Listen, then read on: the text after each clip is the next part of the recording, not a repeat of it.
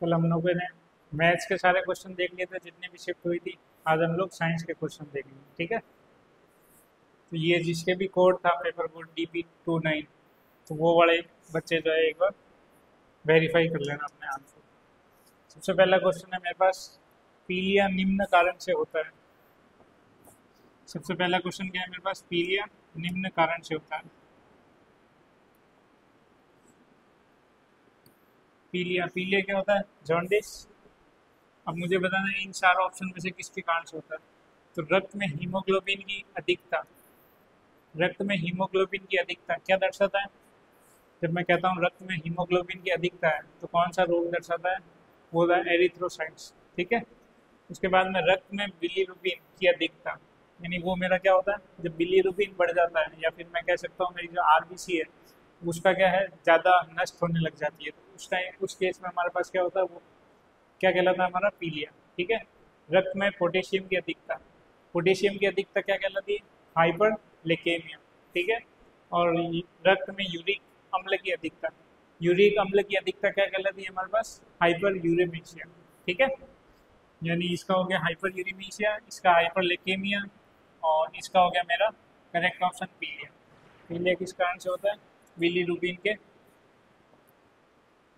अधिकता के कारण, रक्त में बिलीरुबिन की अधिकता के कारण क्या होता है हमारे पास, पीलिया, ठीक है। नेक्स्ट क्वेश्चन, लाल मृदा का लाल रंग, मृदा का जो लाल रंग है वो किस कारण से होता है, किसकी उपस्थिति के कारण से होता है। लोहे के ऑक्साइड, नाइट्रोजन के ऑक्साइड, कैल्शियम कार्बोनेट या सोडियम नाइट्रेट। यानी लो मृदा जो होती है, मृदा में इन चारों में से कौन सा तत्व पाया जाता है जिसके कारण हमारा क्या होता है, लाल मृदा का रंग जो है वो लाल दिखने लगता है। वो किस कारण से होता है हमारे पास, वो होता है हमारा लोहे के ऑक्साइड के कारण। लोहे के ऑक्साइड के कारण क्यों होता है, क्योंकि हवा और पानी से ये क्या हो जाता है,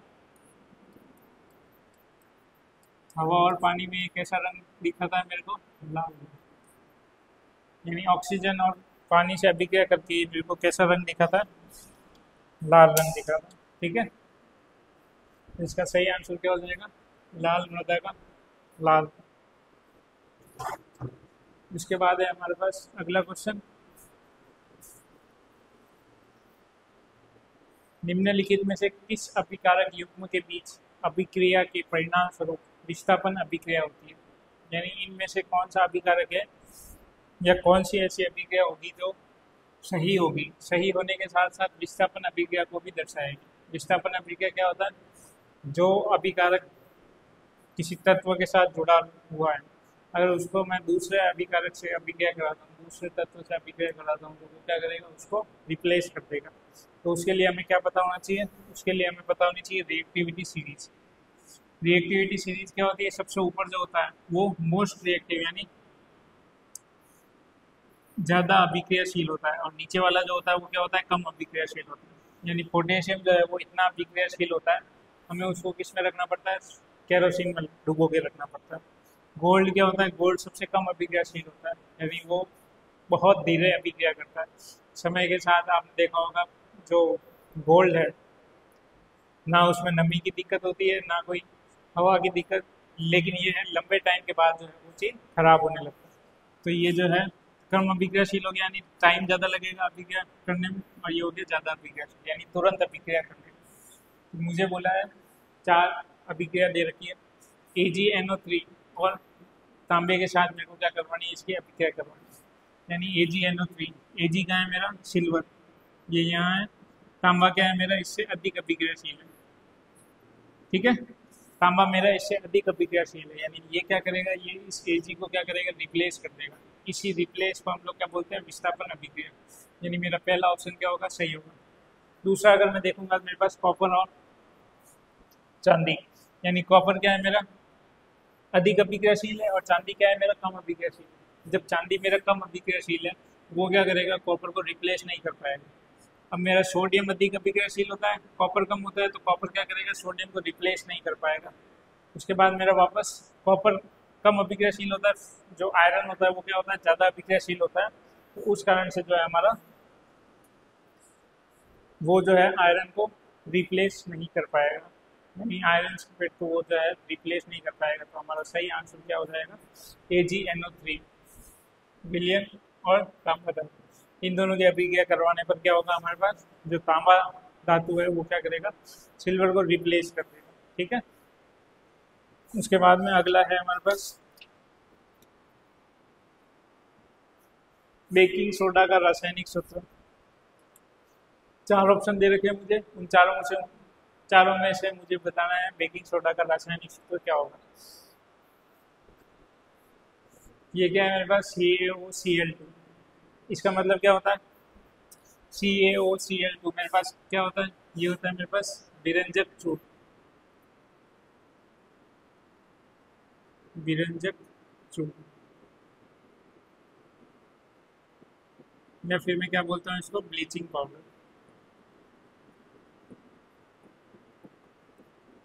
ब्लीचिंग पाउडर, ठीक है, विरंजक चूर्ण या फिर ब्लीचिंग पाउडर। ये मेरे पास क्या होता है, सोडियम हाइपोकार्बोनेट क्या होता है मेरे पास, ये होता है मेरे पास खाने का सोडा। खाने का सोडा, खाने का सोडा यानी मेरे पास क्या हो गया, बेकिंग पाउडर। पाउडर, ठीक है, यानी इसका करेक्ट ऑप्शन क्या हो जाएगा मेरे पास, बी। सोडियम कार्बोनेट क्या होता है, धोने का सोडा, यानी जो वॉशिंग पाउडर आते हैं उसमें जो उपयोग में लिया जाता है वो मेरा क्या लिया जाता है, सोडियम कार्बोनेट। ठीक है, और एक बचता है मेरे पास कैल्शियम सल्फेट। कैल्शियम सल्फेट क्या होता है, जिप्सम। ठीक है, अगला क्वेश्चन क्या है मेरे पास, निम्नलिखित में से एंजाइम और संश्लेषण स्थल के कौन कौन से युग्म जो है वो मिलान करने में मेरे को सही नहीं है। यानी मुझे बताना है कि ये जो माल्टेज है वो कहाँ पाया जाता है, आंत में पाया जाता है कि नहीं पाया जाता, पित्त जो है वो यकृत में पाया जाता है कि नहीं पाया जाता। तो मुझे इन चारों ऑप्शन में से गलत ऑप्शन को चुनना है। ठीक है, तो सबसे पहले दे रखा है मेरे को गुर्दे का ट्रिप्सिन। क्या गुर्दे में ट्रिप्सिन जो एंजाइम है वो पाया जाता है, तो ये मेरा क्या हो जाएगा, गलत। उसके बाद है मेरे पास यकृत पित्त, ये मेरा है सही। फिर आंत में कौन सा होता है, माल्टेज एंजाइम, ये भी सही है। फिर लार में कौन सा होता है, एमाइलेज, ये भी सही है। यानी मेरा जो पूछा है मुझे सही नहीं है वो कौन सा ऑप्शन हो जाएगा मेरा, जो सही नहीं है, जो सही नहीं है वो मेरा ऑप्शन हो जाएगा गुर्दा या ट्रिप्सिन। क्यों, क्योंकि गुर्दे में कौन सा जो है एंजाइम पाया जाता है, रेनिन। तो मैं बात करूंगा गुर्दे की, तो गुर्दे में कौन सा पाया जाता है, गुर्दे में पाया जाता है रेनिन। और ट्रिप्सिन कहाँ पाया जाता है, ट्रिप्सिन पाया जाता है अग्नाशय। ठीक है, यकृत में कौन सा पाया जाता है, पित्त। आंत में माल्टेज। माल्टेज का काम क्या होता है, माल्टेज का काम क्या होता है, जो आंत में जो माल्टेज पाया जाता है उस माल्टेज का काम क्या होता है,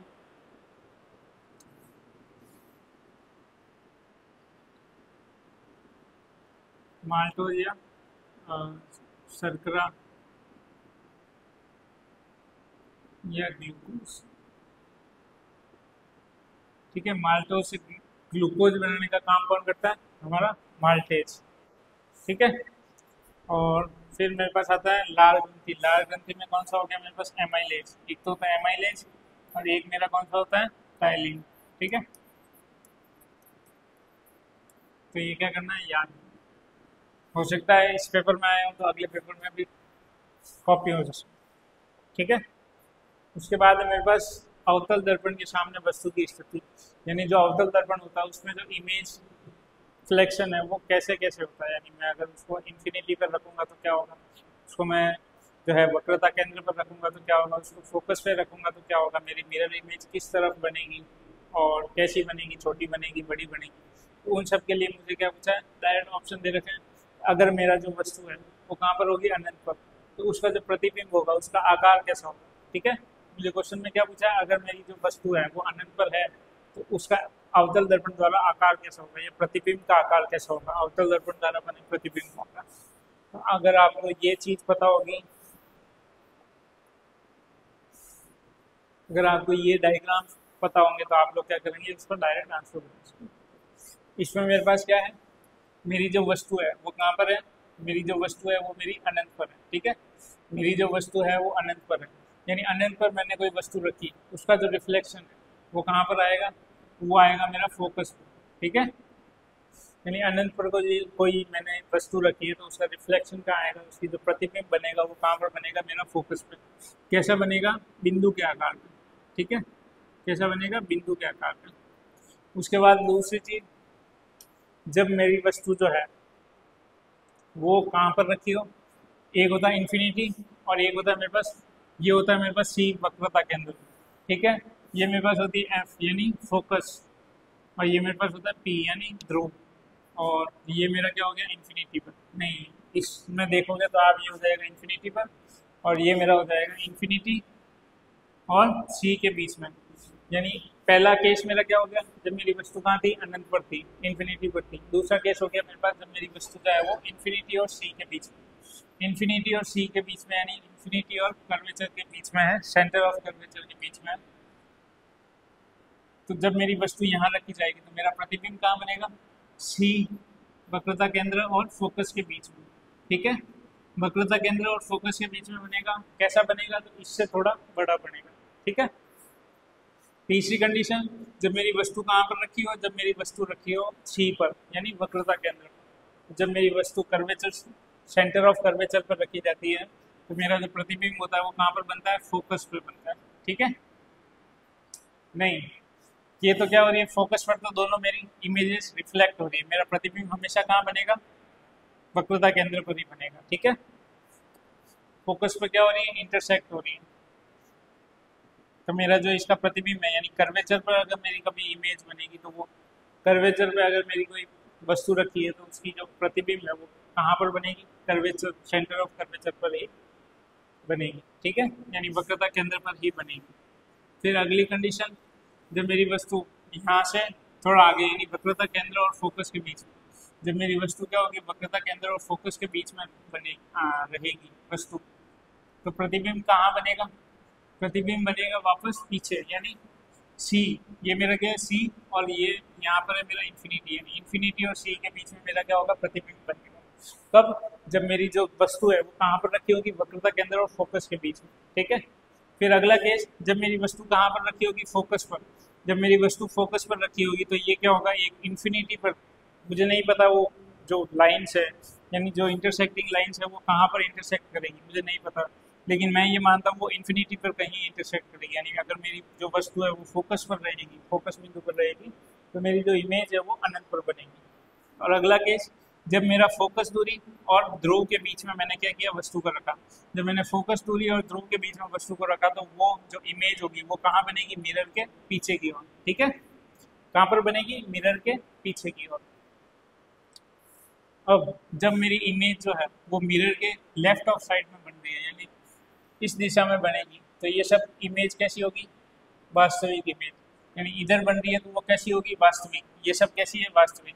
लेकिन ये जो है, ये वाली जो इमेज है, ये वाली जो कंडीशन है, मेरी फोकस दूरी और ध्रुव के बीच का जब वस्तु रखते हैं, ये वाली जो मेरी स्थिति है, इस स्थिति में मेरी जो है प्रतिबिंब कहाँ बनेगा, इस दर्पण के राइट हैंड साइड में, ठीक है। यानी इसका मतलब क्या हुआ, ये कैसा है, मेरा आभासी प्रतिबिंब, और बाकी सारे मेरे कैसे हैं, बाकी सारे जो है मेरे वो वास्तविक प्रतिबिंब। यानी ये 5 जो है मेरे वो कैसे प्रतिबिंब है, वास्तविक, और वो है मेरा आभासी। अब जब वस्तु ऐसे है उसका प्रतिबिंब नीचे की तरफ बन रहा है, यानी वो कैसा प्रतिबिंब हो गया, उल्टा। यानी ये सब जो 5 है वो कैसा प्रतिबिंब बना रहे हैं, वास्तविक और उल्टा, वास्तविक और उल्टा।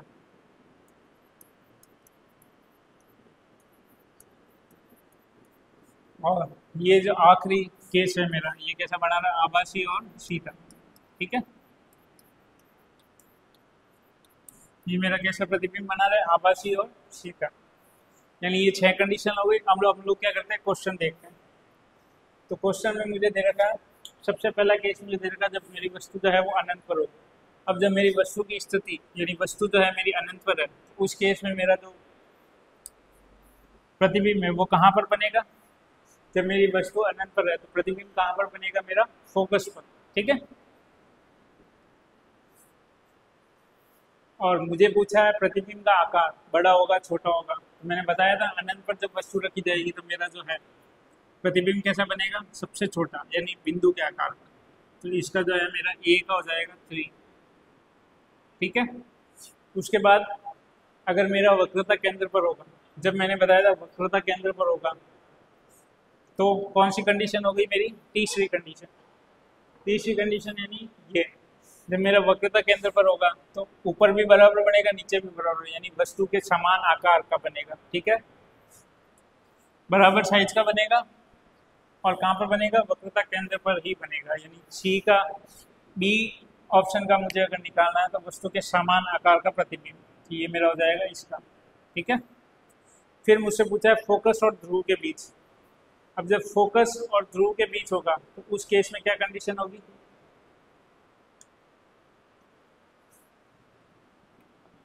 जब मेरा फोकस और ध्रुव के बीच होगा तो वो कैसा बनेगा, सबसे बड़ा और आभासी। यानी इसका मेरा क्या हो जाएगा, बड़ी प्रतिबिंब। यानी फोकस और ध्रुव के बीच होगा तो वो मेरा कैसा आकार का हो जाएगा, बड़ा प्रतिबिंब हो जाएगा। और जब वक्रता केंद्र से परे होगा, वक्रता केंद्र से परे यानी सेकंड केस, वक्रता केंद्र से परे यानी सेकंड केस, यानी ये मेरा हो जाएगा ये वक्रता केंद्र से परे, तो मेरा कैसा बनेगा, वस्तु से छोटा। ठीक है, तो ये हो जाएगा मेरा वस्तु से छोटा। ठीक है, तो इस हिसाब से ऑप्शन थे कि भाई ए का थर्ड, बी का सेकंड, सी का फर्स्ट और डी का फोर्थ। तो उस हिसाब से जो ऑप्शन थे वो क्या हो जाएंगे, राइट हो जाएंगे।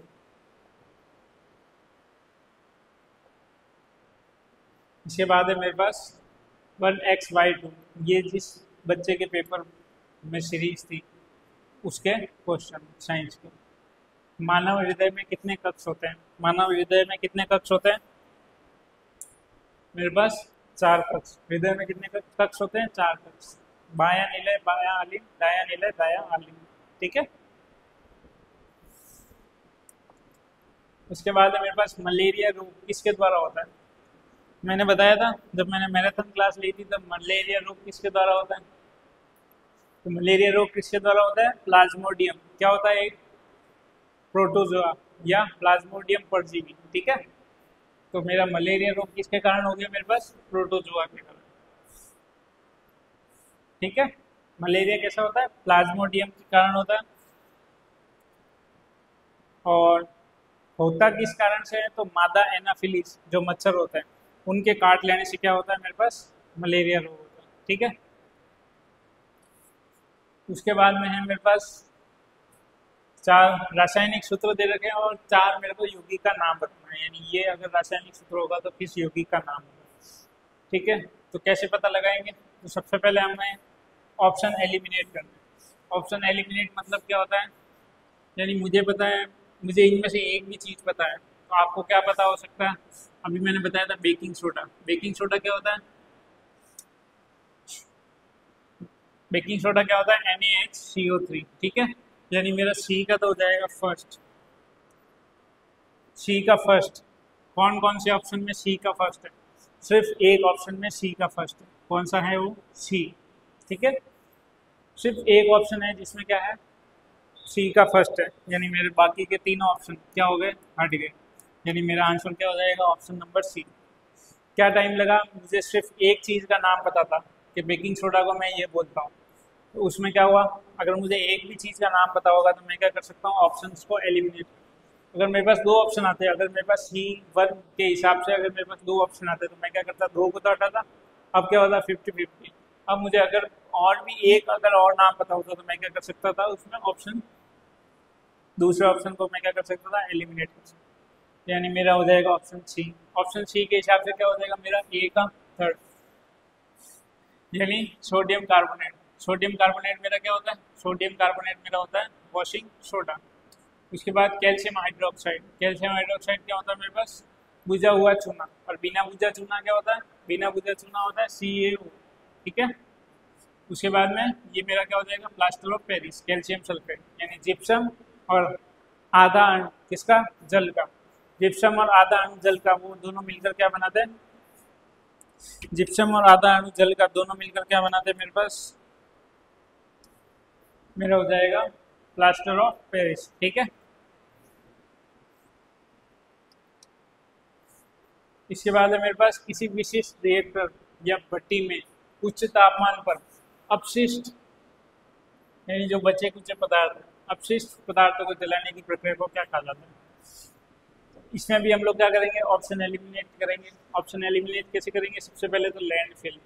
लैंडफिल क्या होता है, यानी जितना भी अपशिष्ट या कचरा है उसको क्या करना, मिट्टी की परतों के नीचे दबाना, उसको हम लोग क्या करते हैं लैंडफिल्स, उसको हम लोग कहते हैं लैंडफिल्स। लैंडफिल्स तो होगा नहीं, इसमें हम लोग कुछ जलाते तो है नहीं। फिर आता है वर्मी कंपोस्टिंग। वर्मी कंपोस्टिंग क्या होता है, केंचुओं द्वारा अपशिष्ट पदार्थों से खाद बनाना। तो यानी ये भी ऑप्शन मेरा नहीं हो सकता। पीछे बचे मेरे पास दो ऑप्शन, एक होता है पुनर्चक्रण, एक होता है भस्मीकरण। पुनर्चक्रण यानी क्या होता है, रिसाइकल, यानी किसी भी चीज को क्या करना, रिसाइकल करना। पुनर्चक्रण मतलब हो गया मेरे पास रिसाइकल, और भस्मीकरण मतलब मेरे पास हो गया इंक्लिनेशन। ठीक है, इंक्लाइनेशन, यानी एक होता है पुनर्चक्रण, एक होता है भस्मीकरण। पुनर्चक्रण यानी मैं उस चीज को क्या कर रहा हूँ, कोई भी नई फॉर्म में लेके मैं उसको वापस यूज में ले रहा हूँ। लेकिन यहाँ पर क्या है, मैंने उच्च तापमान पर उस पदार्थ को क्या किया, जला दिया।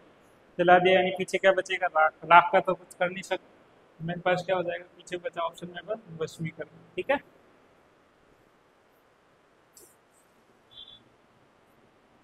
उसके बाद में है मेरे पास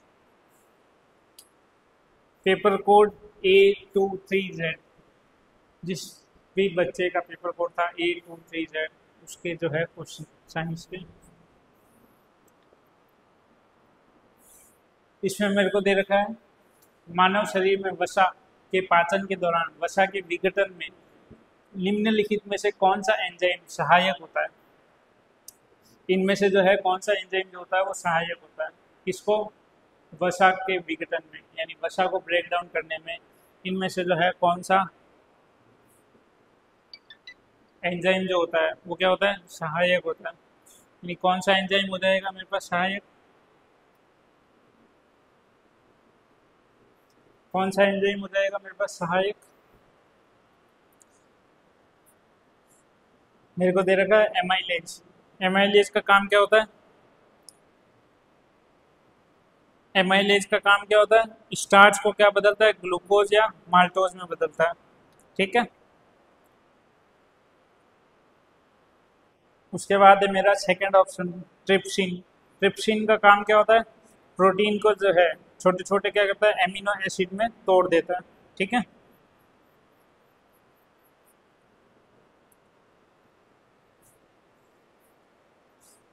यानी ऑप्शन में अगर मैं देखूंगा तो सबसे पहला ऑप्शन मुझे क्या दे रखा है, एमाइलेज। एमाइलेज का काम क्या होता है, एमाइलेज का काम क्या होता है,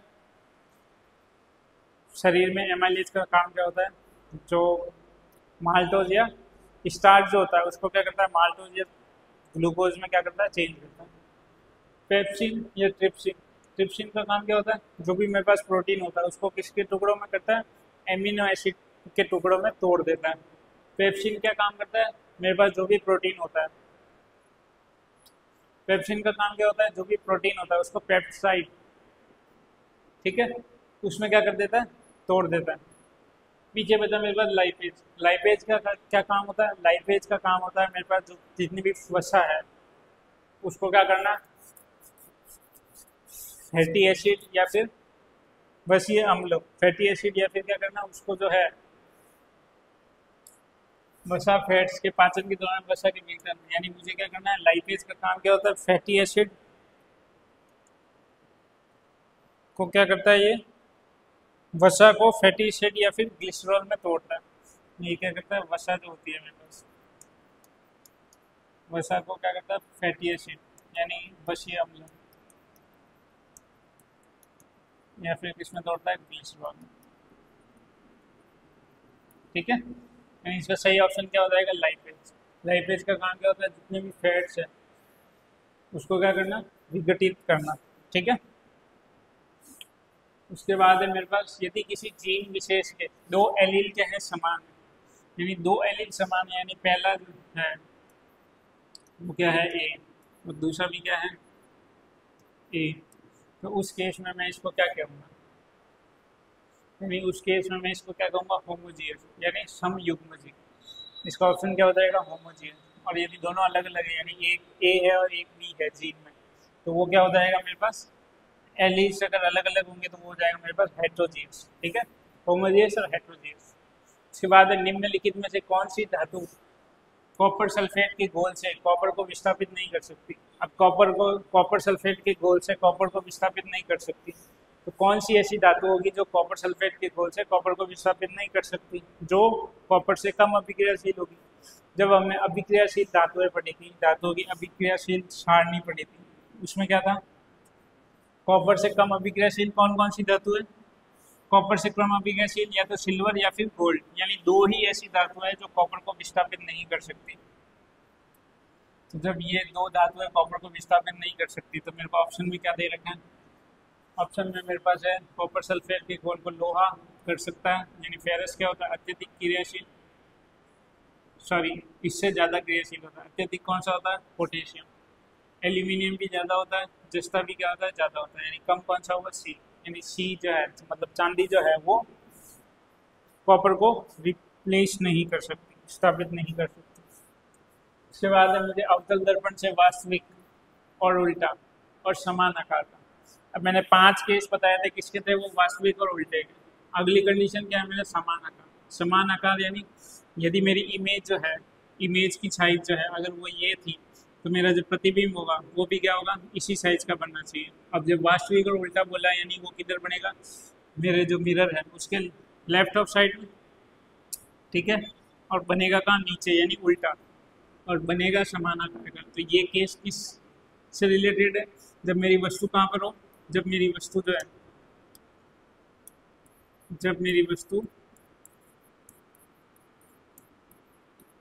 कहाँ पर हो वक्रता केंद्र पर सी, या फिर मैं क्या बोलता हूँ इसको वक्रता केंद्र, सेंटर ऑफ कर्वेचर। जब मेरी वस्तु जो है वो वक्रता केंद्र पर होगी तो उसका प्रतिबिंब कैसा बनेगा, वास्तविक उल्टा और समान आकार का। ठीक है, उसके बाद है मेरे पास रोग दे रखे हैं और मुझसे पूछा गया रोग दे रखे हैं और उसका जो है कारण क्या है, मतलब किस कारण से जो है ये रोग होते हैं। ठीक है, तो किस किस कारण से होते हैं, सबसे पहले है मेरे पास क्या टाइफाइड। सबसे पहले तो ये देखो आपको क्या आता है, आपको ये तो पता है मलेरिया, अभी बताया था मैंने, किससे होता है प्लाज्मोडियम या फिर प्रोटोजोआ के कारण, यानी बी का फोर्थ ये भी है और ये भी है, यानी इस ऑप्शन को तो मैं नहीं ले सकता और इस ऑप्शन को नहीं ले सकता। अब या तो ये हो सकता है या ये हो सकता है। दूसरा अगर आपको पता होगा क्या टाइफाइड या एड्स किसके कारण होता है, अगर आपको टाइफाइड और एड्स का पता होगा तो आप लोग क्या कर सकते हो, आसानी से पता लगा सकते हो। ठीक है, तो मुझे क्या पता होगा टाइफाइड या एड्स, इनमें अलग ऑप्शन कौन सा है सी और ए, यानी मुझे ए या सी इन दोनों में से अगर एक भी चीज़ पता होगी ए या सी तो मैं क्या कर सकता हूँ डायरेक्ट बता सकता हूँ कि इसका कौन सा ऑप्शन क्या होगा सही होगा। तो टाइफाइड किसके कारण होता है, जीवाणु जनित रोग होता है, और एड्स कैसा होता है विषाणु जनित रोग। ठीक है, जब मैराथन क्लास में रोग पढ़ाए थे तब बताया था एड्स क्या होता है HIV के कारण होता है, HIV भी बोलते हैं, और किसके कारण होता है तो विषाणु जनित रोग होता है। तो सी का दूसरा कौन सा ऑप्शन हो जाएगा मेरे पास ये, मेरा सही ऑप्शन क्या हो जाएगा डी, हाथी पाँव कैसा रोग होता है कृमि या फिर परजीवी। ठीक है, हाथी पाँव क्या होता है पूरे शरीर में जो है सूजन आ जाती है। ठीक है, और क्या बोलते हैं हाथी पाँव को फाइलेरिया। उसके बाद में है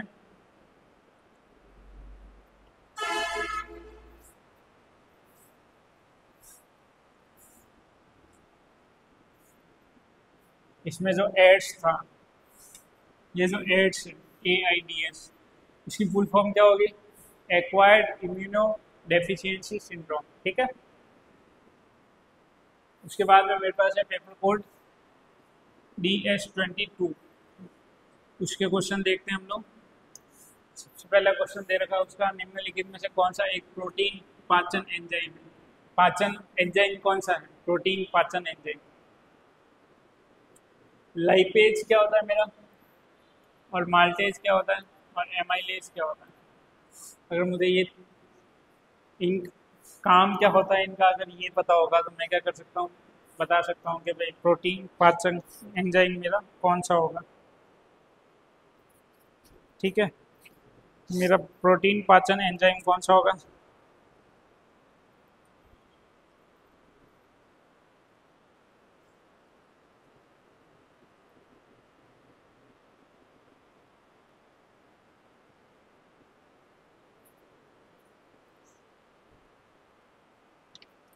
ठीक है, प्रोटीन पाचन एंजाइम कौन सा होगा। माल्टेज क्या करता है मेरा, माल्टोज को क्या करता है, शर्करा में बदलता है।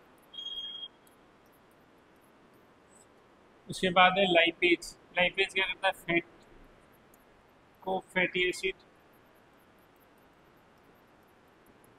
या फिर किसमें बदलता है, ग्लिसरॉल।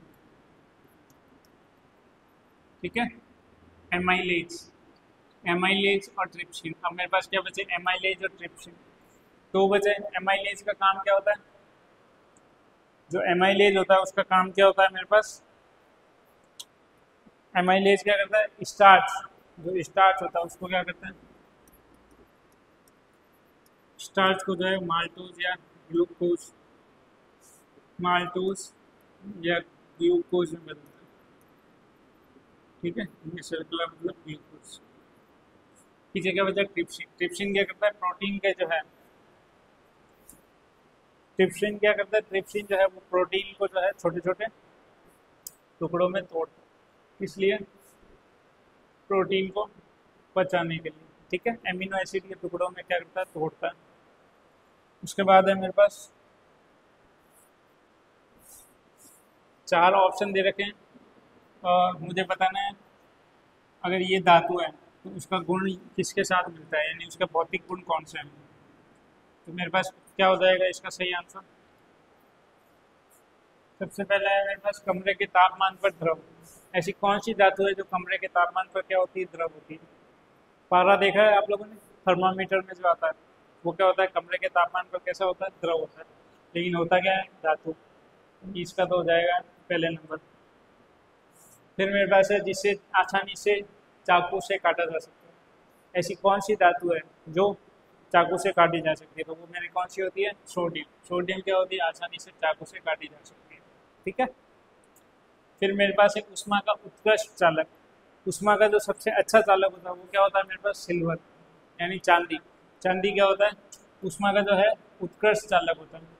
लेकिन महंगा होने के कारण हम लोग क्या करते हैं, इसका उपयोग नहीं लेकर के कॉपर एल्यूमिनियम इनका उपयोग लेते हैं। उष्मा का कुचालक कौन सा होता है, लेड या शीशा। शीशा क्या होता है मेरा, उष्मा का कुचालक। ठीक है,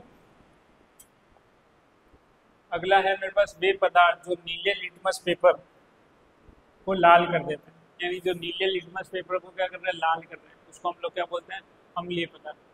यानी लाल को अगर नीला कर रहा है तो वो कौन से होते हैं, क्षारीय।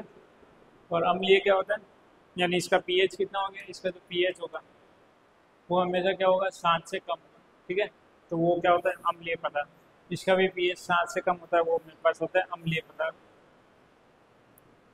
उसके बाद है JK1। JK1 जिसका पेपर कोड है, उनके क्वेश्चन। अवतल दर्पण की फोकस दूरी, वक्रता त्रिज्या के बीच संबंध। फोकस दूरी और वक्रता त्रिज्या के बीच अगर मुझे संबंध बताना है तो आपको ये पता होना चाहिए कि मेरे पास जो अवतल दर्पण होता है, ठीक है, जैसे कि ये मैंने एक सर्कल लिया और मुझे बताना है अवतल दर्पण।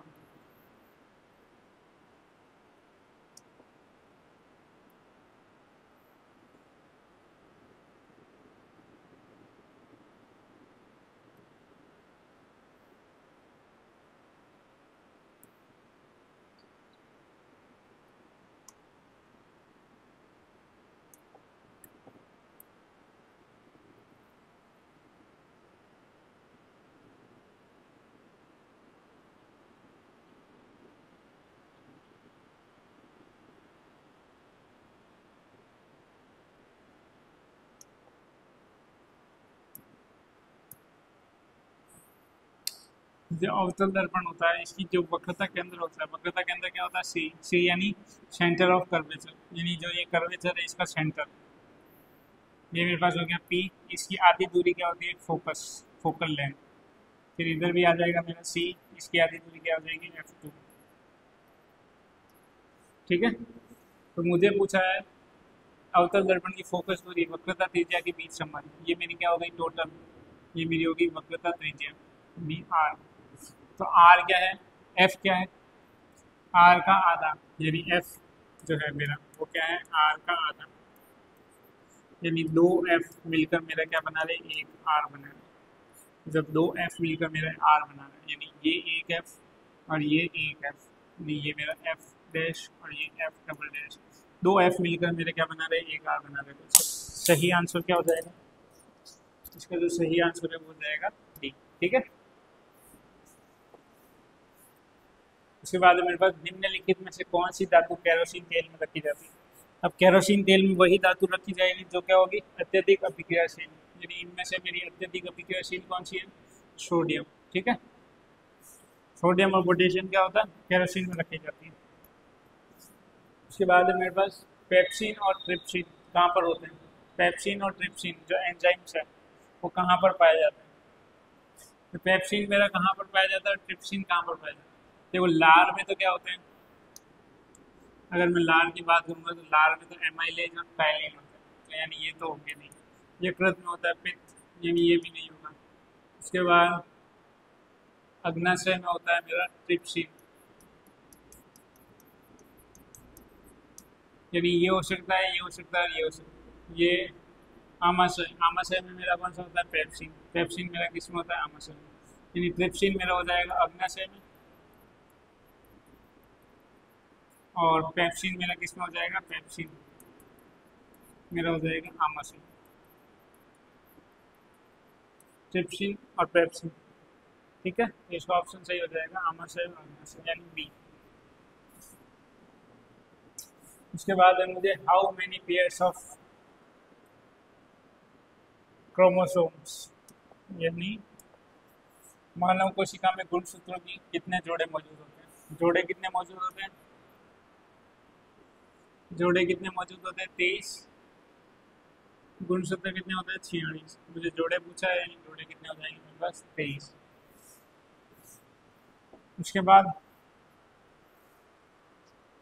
तपेदिक कैसी बीमारी है?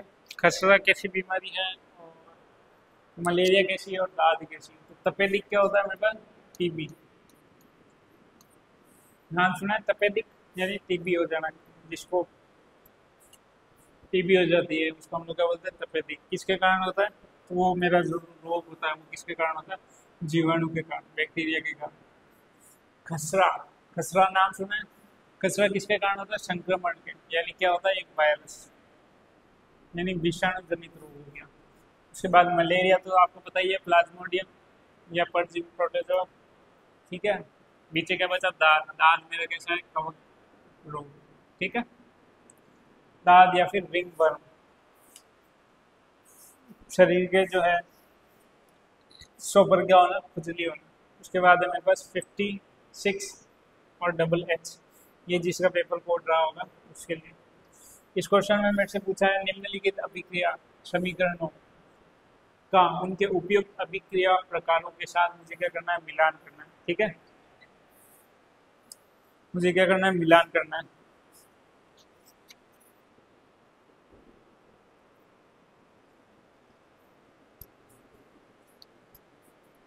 मिलान करना है, यानी ये मेरे को दे रखी है अभिक्रिया और ये दे रखा अभिक्रिया का प्रकार।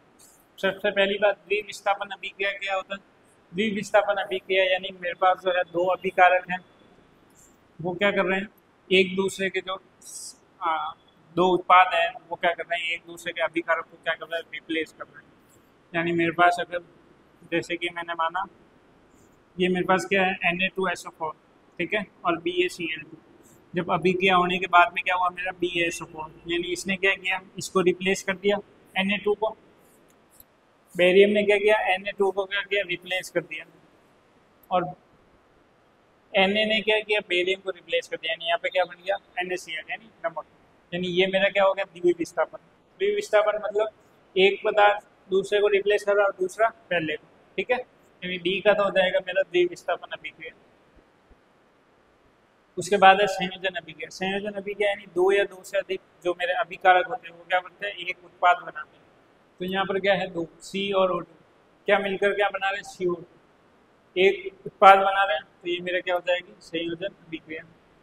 उसके बाद है अपघटन। अपघटन को मैं और क्या बोलता हूँ, डिकम्पोजिशन या फिर वियोजन,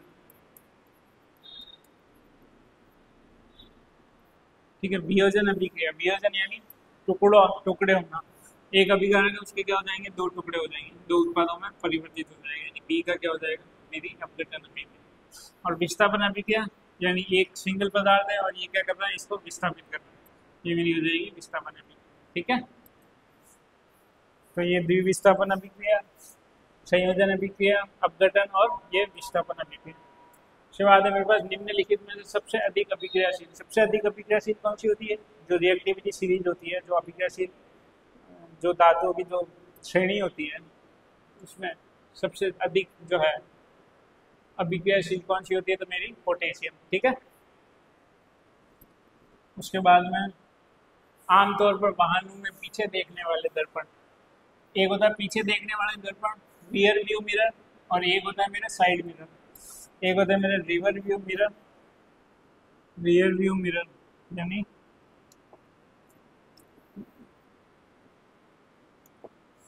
अगर ये मेरे पास क्या है, एक गाड़ी का कांच है, ठीक है, विंडशील्ड है आगे की। तो यहाँ पर जो मिरर लगा होता है ये क्या होता है, रियर व्यू मिरर, और यहाँ पर जो मिरर लगे होते हैं ये क्या होता है, साइड मिरर,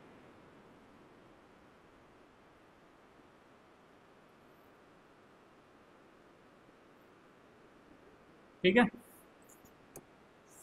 यानी ये जो मिरर होता है ये कैसा होता है, रियर व्यू मिरर,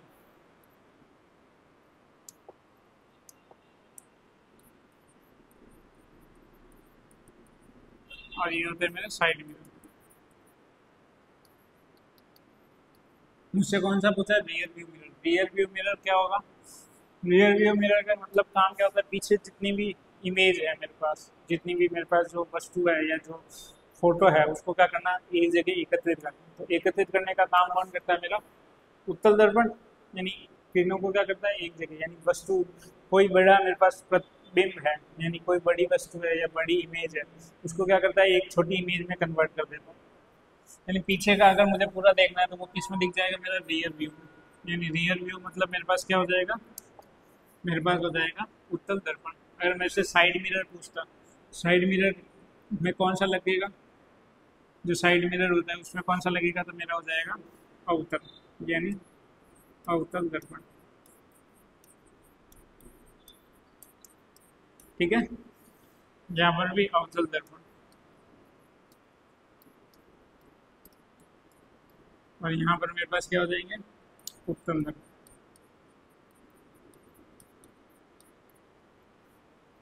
ठीक है। अगला क्वेश्चन,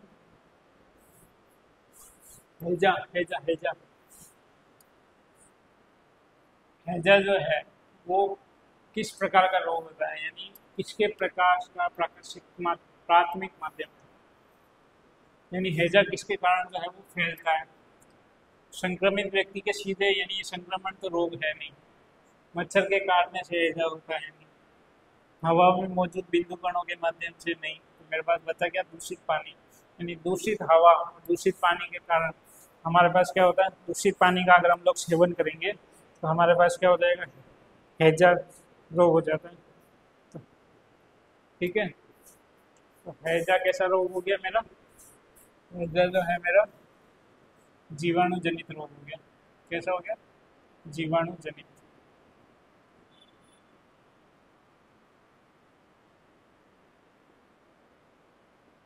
ठीक है।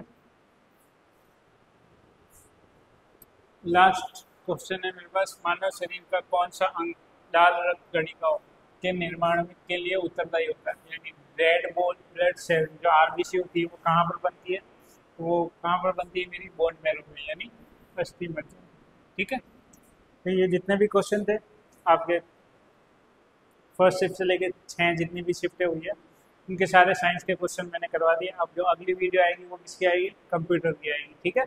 मैथ्स के हो गए थे कल, आज साइंस के हो गए, और अगली जो वीडियो आएगी वो किसकी आएगी, कंप्यूटर की। जितने भी क्वेश्चन में डाउट था वो एक बार आप वापस देख लेना। हो सकता है इस एग्जाम में, अगर आप, ये एग्जाम तो हो गया, अगले एग्जाम में अगर ये क्वेश्चन वापस पूछ लेता है या इससे रिलेटेड कोई क्वेश्चन पूछता है तो उसको कैसे टेकल करना या उसको कैसे अटेंड करना, वो सब जो है आपको ये वीडियो देख के मदद मिलेगी, ठीक है।